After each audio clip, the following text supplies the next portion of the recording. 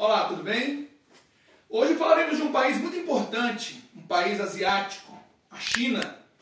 Um país que hoje domina o noticiário aí, segunda maior economia do mundo, maior população do mundo, uma potência nuclear, um país extenso, 9,5 milhões de quilômetros quadrados, uma população de 1 bilhão e 400 milhões e projetado para, nas próximas décadas, se tornar a maior economia do mundo. É um país que tem pretensões crescentes militares, um país que é uma potência na produção industrial e quer se tornar, está em vias de se tornar também uma potência da indústria 4.0, da tecnologia de ponta, e a gente precisa conhecer um pouco como esse país chegou a esse estágio, de tamanho e desenvolvimento. E um país que ainda tem muitos contrastes também, ainda precisa vencer uma parcela da população que está mergulhada na pobreza, desigualdades crescentes, um envelhecimento da população, um grande impacto ambiental com a sua produção e consumo de energia. Então é um país que tem muitos desafios e tem uma longa história. Então vamos tentar entender melhor esse país. A China é um país milenar. O início da sua civilização remonta a mais de 2000 anos antes de Cristo. E ela se organizou em forma de dinastias, sistemas monárquicos, onde o imperador que chefiava a dinastia tinha poderes bastante elevados perante a sociedade. Uma figura que tinha muito respeito perante o povo e havia um desejo de servir ao imperador. E ao mesmo tempo ele era o responsável pelas obras de irrigação. A China é uma sociedade do regadio, uma sociedade que se formou em torno de um leito de rio, o rio Yangtze-Kiang, o Rio Azul, que é o rio que corta o sudeste do país, na zona mais subtropical, onde se planta intensivamente ali naquela região, entre tantos produtos, o principal é o arroz. É o sudeste, o famoso formigueiro humano chinês.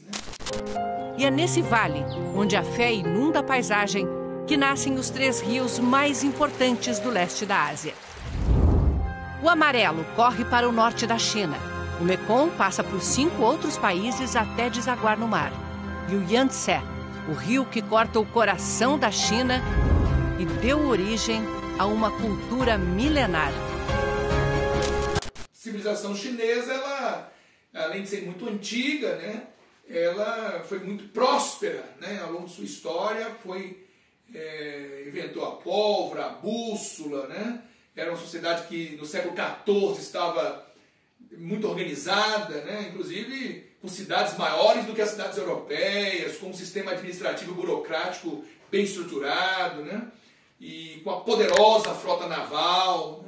A famosa dinastia Ming. Na verdade, eles começam lá, com mais de 2000 anos de Cristo, com as dinastias Xia e Shang, que são as primeiras, Depois, na dinastia Qin, houve uma unificação do país, E nas dinastias Tang e Song, nos séculos 8 a 11, você tem a primeira era de ouro, de avanço deles nas artes, nas ciências, na produção de riquezas, E na dinastia Ming, que vai do século 14 ao século 17, é a segunda era do ouro da China, E é uma era que a China tinha tudo para ter saído num expansionismo marítimo, comercial, à frente da Europa, inclusive. E eles chegaram a navegar nas águas do Índico até a costa oriental da África, até o Oriente Médio.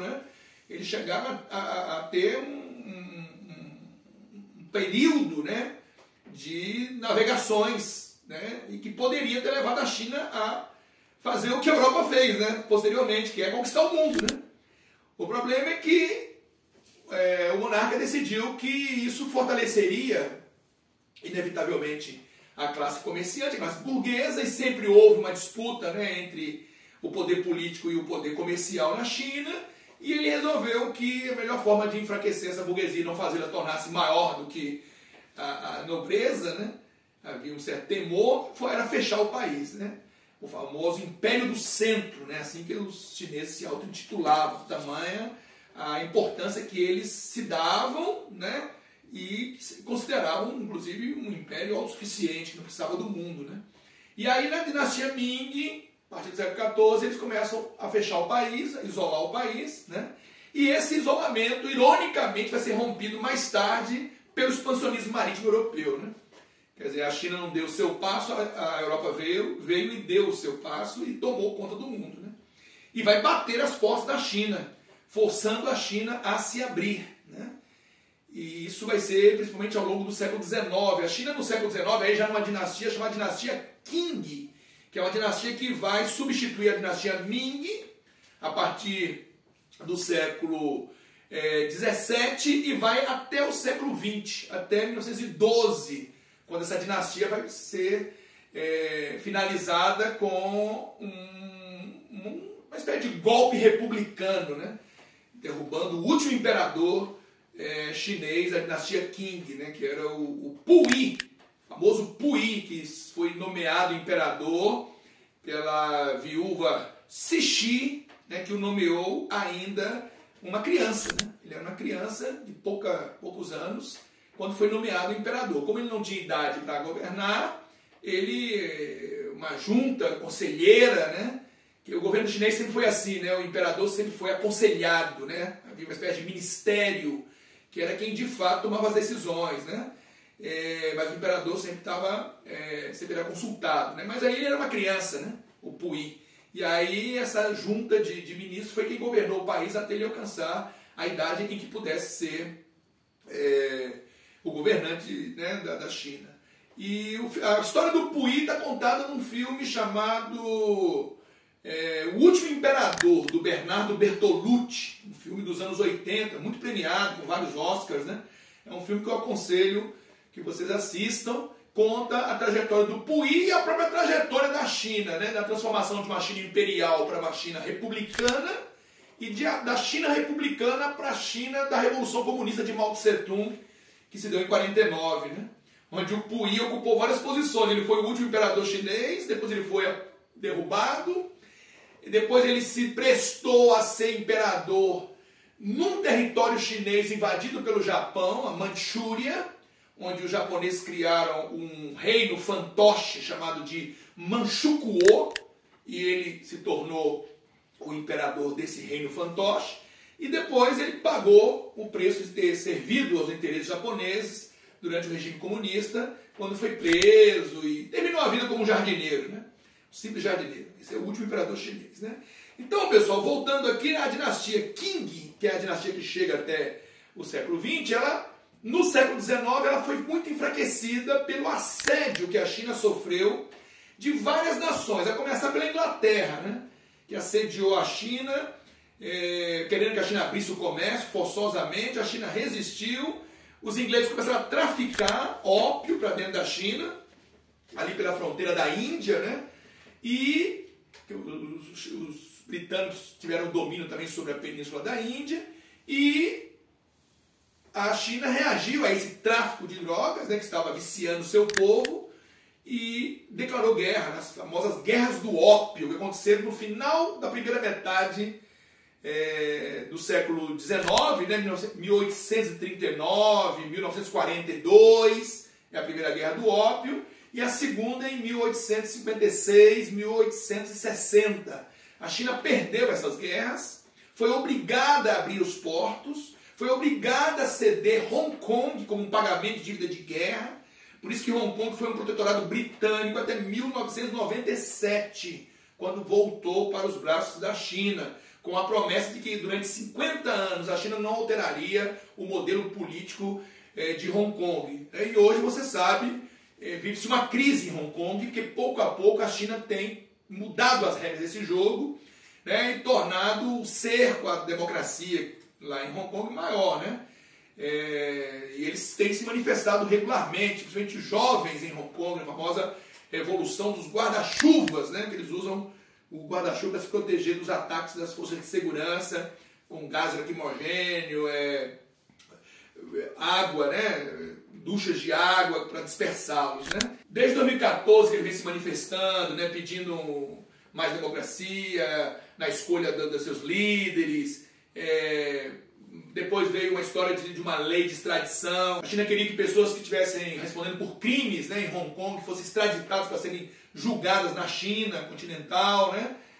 Hong Kong é uma cidade, né, dentro da China, né, mas eles queriam que fosse nos tribunais chineses, né, e não nos tribunais de Hong Kong, né, que também é parte da China, mas há uma certa divisão no sentido de que foi um protetorado britânico por muito tempo, né, e tem uma certa autonomia, né, e houve protestos contra essa lei de extradição, aí a presidente recuou, né, e agora mais recentemente a China aprovou uma lei de segurança nacional, transformando uma série de atos que são praticados em Hong Kong em crimes, né? E continuam os protestos, repúdios mundiais, é uma questão ali. É uma outra questão que envolve também Taiwan, que é uma ilha do lado ali da China, e que quando Mao Tse-tung chegou ao poder em 49, o antigo líder chinês Chiang Kai-shek fugiu para Taiwan, né? E proclamou a República Chinesa em Taiwan.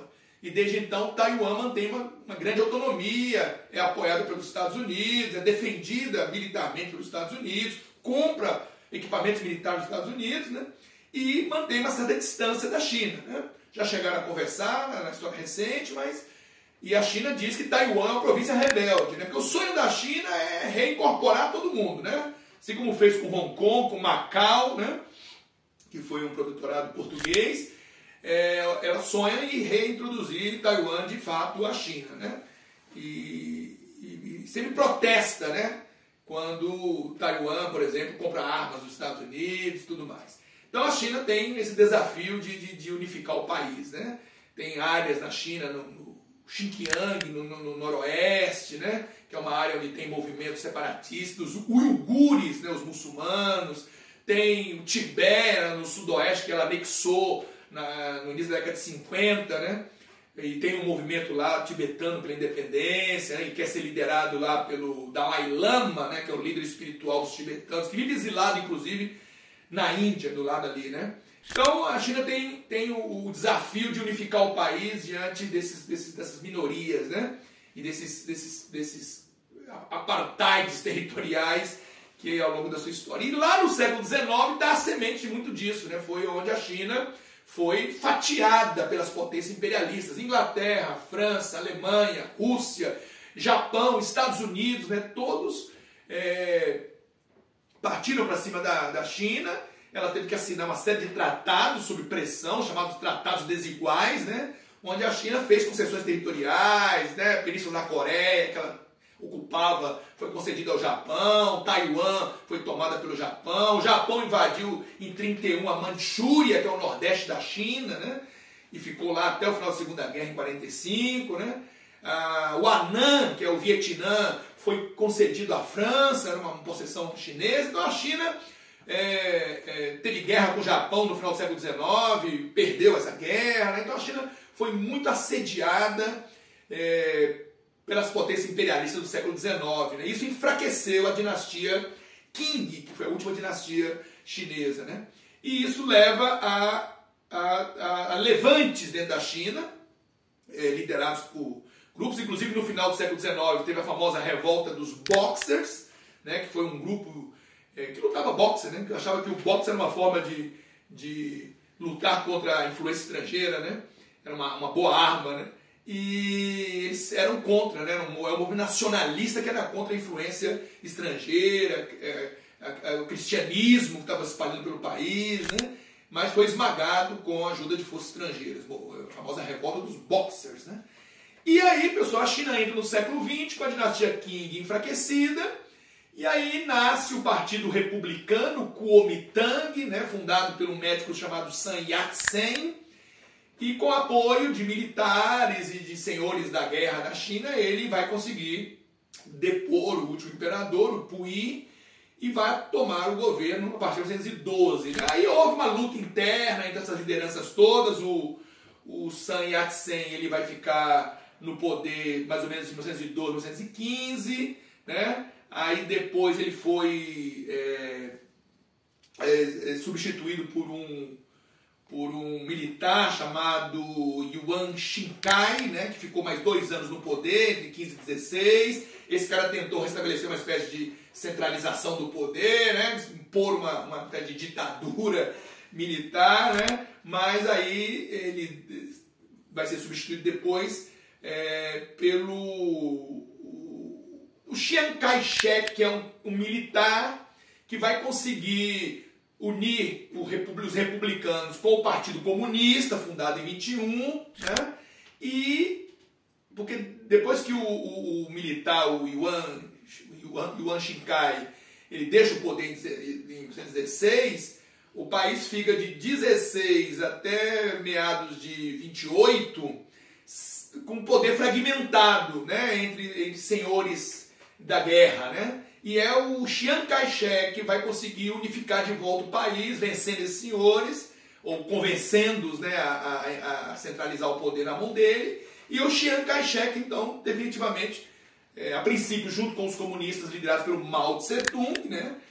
Mas em 27 eles romperam, né? Às vésperas do Chiang Kai-shek conseguir unificar de vez, eles rompem depois de um episódio em Xangai, né? Onde o governo do Chiang Kai-shek reprimiu movimentos trabalhistas lá, e aí eles rompem os dois, né? O Mao Tse-tung e o Kai-shek vão romper, e o Mao Tse-tung e os comunistas passam a ser perseguidos pelo Chiang Kai-shek, que assume o governo em 28 e ficará no poder até 49, né? Quando o Mao Tse-tung definitivamente toma o poder. É quando o Chiang Kai-shek vai para Taiwan e lá governa até morrer, né? Até os anos 70, né? Então, o Chiang Kai-shek consegue, então, em 28 unificar, rompeu com os comunistas, passa a perseguir os comunistas, uma espécie de guerra civil, né? O Mao Tse-tung tem que se refugiar com seus seguidores pelo interior da China, né? Entre 34, 35, ele vai protagonizar, o Mao Tse-tung, a famosa Grande Marcha, né? Onde ele percorreu com seus seguidores 10.000 quilômetros pelo interior da China. Isso mitificou muito a figura do Mao Tse-tung, de que ele venceu desertos, geleiras, frio, fome, combates com o exército, e quando ele consegue convencer os camponeses do interior da China da importância da Revolução Comunista, né? E ele ganha muito apoio. E aí, isso já na segunda metade dos anos 30. Lembre-se que a Segunda Guerra Mundial começa em 39, né? E o Japão já tinha invadido a China, a Manchúria, em 31. Então vai chegar um momento aí, a partir de 36, que o Chiang Kai-shek e o Mao Tse-tung, que até então eram inimigos, né? Estavam em combate interno, vão dar uma trégua, vão se unir para lutar contra um inimigo comum, que é o Japão. Então, de 36, né,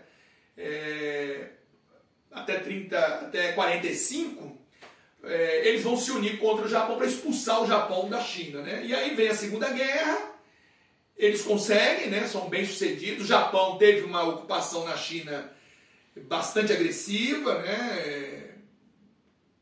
Torturou, matou, degolou, estuprou, escravizou, fez testes com humanos em campos de concentração, né? A história do Japão na ocupação da China é terrível, né? Teve um massacre de Nanquim, né, onde bebês foram degolados, mães tiveram seus filhos tirados do ventre, né? Uma coisa terrível, né?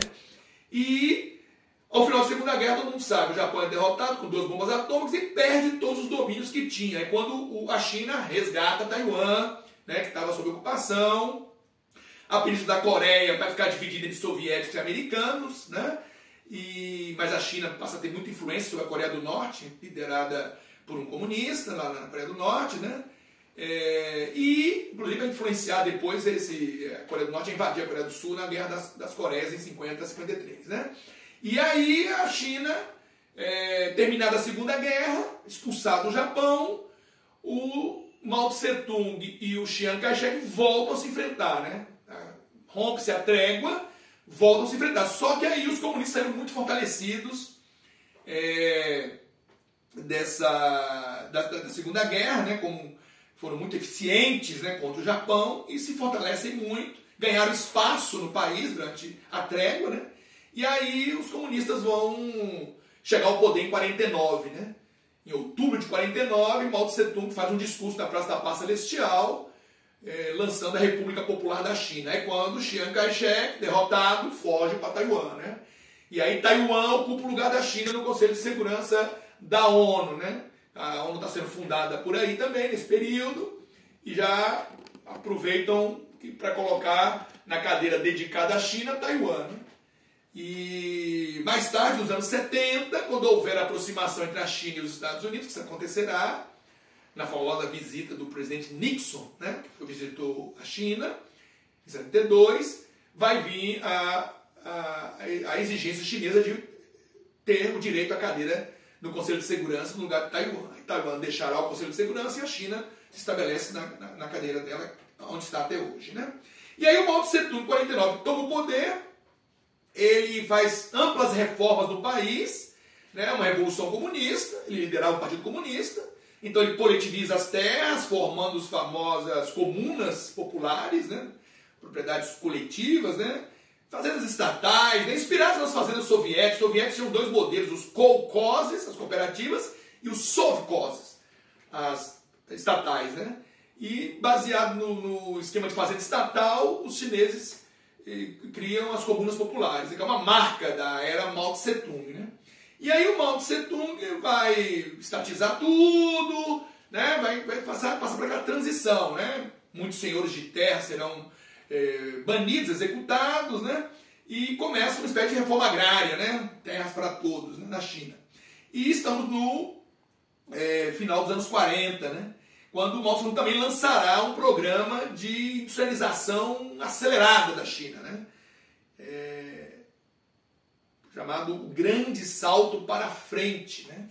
Um programa em que ele pretende, em uma década, industrializar a China e torná-la tão grande industrialmente como a Inglaterra, né? Um projeto maluco, né? Porque a China é um país gigante, populoso, pobre, agrário, né? Como transformar um gigante desse em uma potência industrial como a Inglaterra, que foi mãe da Revolução Industrial, né? Para isso ele desvia recursos, energia, atenção do campo para a indústria, né? Por exemplo, para a indústria siderúrgica, para o aço, né? E aí vai haver uma crise alimentar na China, chamada Grande Fome, do final dos anos 50, né? A partir de 58, que pode ter matado 30 milhões ou mais de chineses de fome, né? Quando você vê os chineses com aquele cardápio variado dele, né? Ao longo de toda a história da China, eles conviveram praticamente sempre com crises de alimentares, né? Então, ao longo de toda a história da China, você vai ter registros regulares de crises alimentares em algum lugar, né? Então, daí o chinês não distinguir muito o que vai no prato dele, né? Tem uma história por trás disso que é bom de saber, beleza? E aí o partido, vendo o erro de condução que o Mao Tse Tung tinha cometido com a morte de dezenas de milhões, resolve afastá-lo, né, do centro do partido, do comando central, né? Ele continua sendo uma figura decorativa, representando o país lá fora, né? Oficialmente ele é o comandante em chefe, mas na prática, na cozinha lá, onde as decisões são tomadas, ele fica alheio, ele fica isolado, né, no ostracismo, né? E ele não aceita isso. Então, para ele resgatar a posição central dele no partido, ele lança, a partir de 66, a chamada Revolução Cultural, né? Lembre-se que, no início da década de 60, a China também rompeu com os soviéticos, né? O Mao Tse Tung tinha uma ligação com o Stalin, quando chegou ao poder, teve o apoio do Stalin, embora o Stalin não fizesse muita festa com a figura do Mao Tse Tung, né? E o Mao Tse Tung, por sua vez, também buscou uma certa independência no seu modelo, né? No maoísmo, né? Que é o modelo do Mao Tse Tung. Mas com a morte do Stalin e a sucessão do Stalin pelo Khrushchev, Nikita Khrushchev da União Soviética, o Mao Tse Tung não se agradou com essa mudança, não gostava das críticas que Khrushchev fazia ao stalinismo. O Mao Tse Tung queria a bomba atômica, percorria esse objetivo, o Khrushchev não queria dividir poderes. E aí o Khrushchev visitou a China, disse que foi mal recebido pelo Mao Tse Tung, né? Pra quem não conhece o Mao Tse Tung, tá aqui o Mao Tse Tung, né? E o Mao Tse Tung finda insistindo no programa nuclear. E o que acontece? Khrushchev retira toda a ajuda, né, soviética de lá, e eles rompem nos anos 60. E é justamente nesse isolamento que a China vai mergulhar, e no isolamento que o Mao Tse Tung estava mergulhado, frente ao partido, que ele lança a Revolução Cultural em 66. Que é um revisionismo, né? Ele começa a dizer que estão traindo a Revolução, falsos burgueses que instalaram no partido, que ele é o pai da Revolução, o grande timoneiro, o cara que conduziu, né, os comunistas à vitória, e contando a sua história pessoal pelo interior do país, né, mais uma viagem pelo interior do país, muito cortejado pela juventude, né, no final dos anos 60. E aí ele conduz uma revolução, ele pede para que salvem a revolução, né? E instiga os jovens, rebelem-se, né? E aí os jovens começam ele escreve um livro, um pequeno livro vermelho, com sua doutrina. Esse livro vira uma espécie de mini bíblia da juventude, né? Começa a ler, reler aquela doutrina, e começam a marchar, né? Sacudindo esse livro vermelho, né? Vira uma paranoia lá juvenil, né? E aí ele conduz as pessoas a romper com tradições chinesas, a perseguir formadores de opinião, né, estudiosos, jornalistas, professores, líderes comunitários e muita gente do partido, né?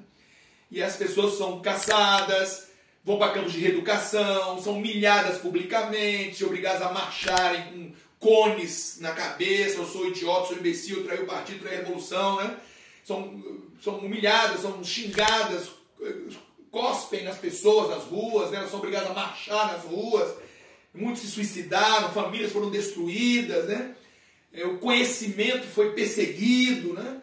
Então foi um momento trágico da história chinesa, né? Que a China mergulha no obscurantismo, né?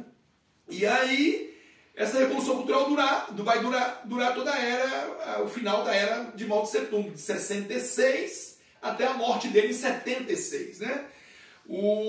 Antes de morrer, ocorre a aproximação sino-americana, né? Em 72, o presidente americano Richard Nixon, depois de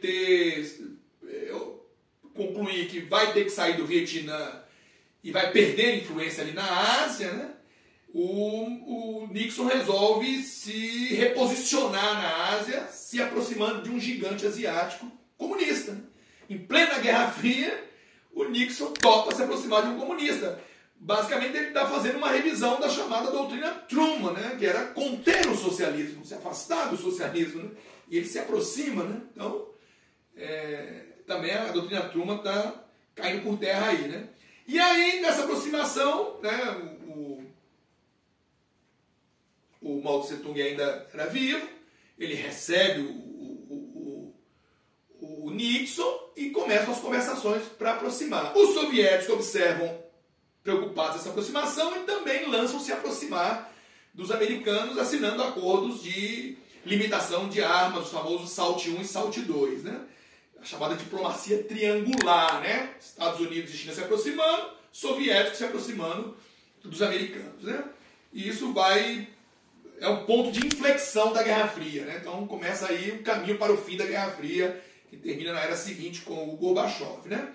Então, pessoal, essa China que se aproxima politicamente, o Mao Tse Tung morre em 76, tentam tomar o lugar do Mao Tse Tung após sua morte, ficar no lugar dele, manter o maoísmo, só que a outra ala que vinha sendo perseguida não permite, toma o poder, e aí é quando vem a ascensão do Deng Xiaoping. Esse bando dos quatro, a camarilha dos quatro, como é chamada essa gangue aí, é julgada e presa. A viúva do Mao Tse Tung se suicida na cadeia. Então é o fim da era maoísta. E aí Deng Xiaoping começará um processo de reformas que levará a China aos dias de hoje.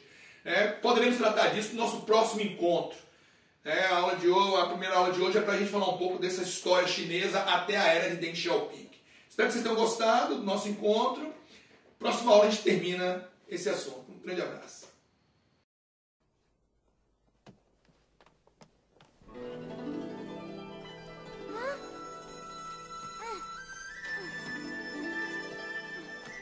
Olha!